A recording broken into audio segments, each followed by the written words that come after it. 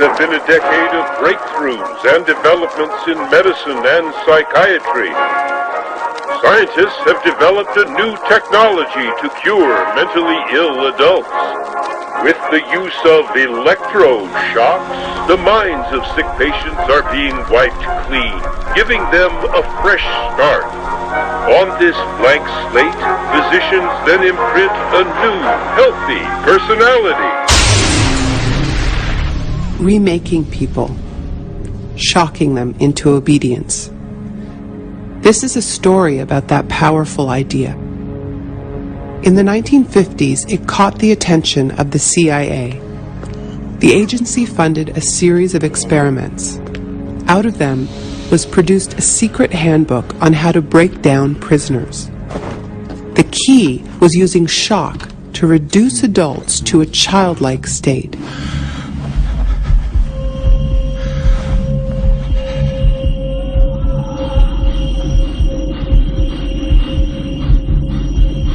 It's a fundamental hypothesis of this handbook that these techniques are in essence methods of inducing regression of the personality. There is an interval, which may be extremely brief, of suspended animation, a kind of psychological shock or paralysis. Experienced interrogators recognize this effect when it appears, and know that at this moment the source is far more open to suggestion, far likelier to comply than he was just before he experienced the shock.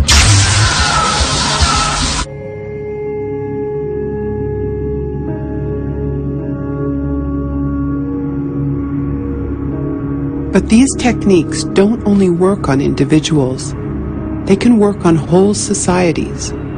A collective trauma, a war, a coup, a natural disaster, a terrorist attack puts us all into a state of shock.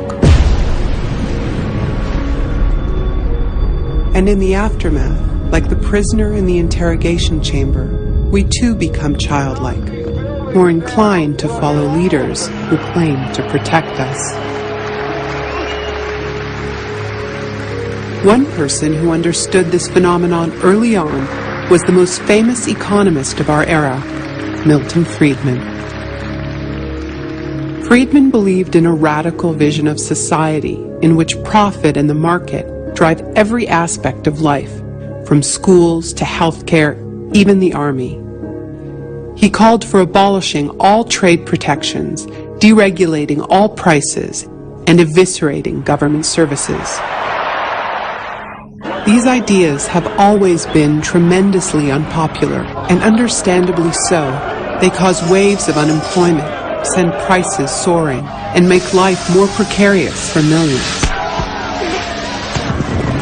Unable to advance their agenda democratically, Friedman and his disciples were drawn to the power of shock.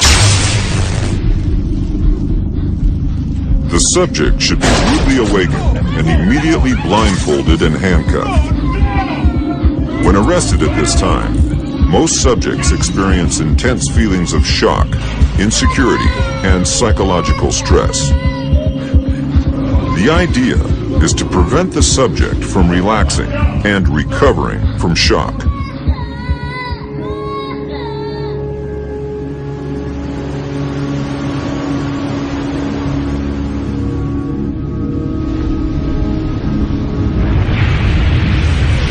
Friedman understood that just as prisoners are softened up for interrogation by the shock of their capture, massive disasters could serve to soften us up for his radical free market crusade. He advised politicians that immediately after a crisis, they should push through all the painful policies at once before people could regain their footing. He called this method economic shock treatment. I call it the shock doctrine. Take a second look at the iconic events of our era, and behind many, you will find its logic at work. This is the secret history of the free market. It wasn't born in freedom and democracy. It was born in shock.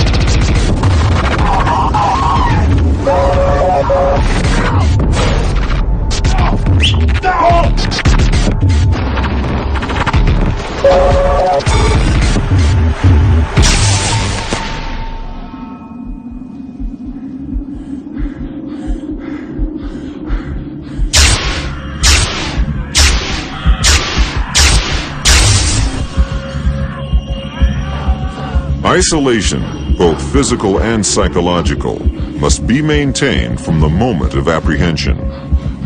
The capacity for resistance is diminished by disorientation. Prisoners should maintain silence at all times. They should never be allowed to speak to each other. There's one other thing I've learned from my study of states of shock. Shock wears off. It is by definition a temporary state. And the best way to stay oriented, to resist shock, is to know what is happening to you and why.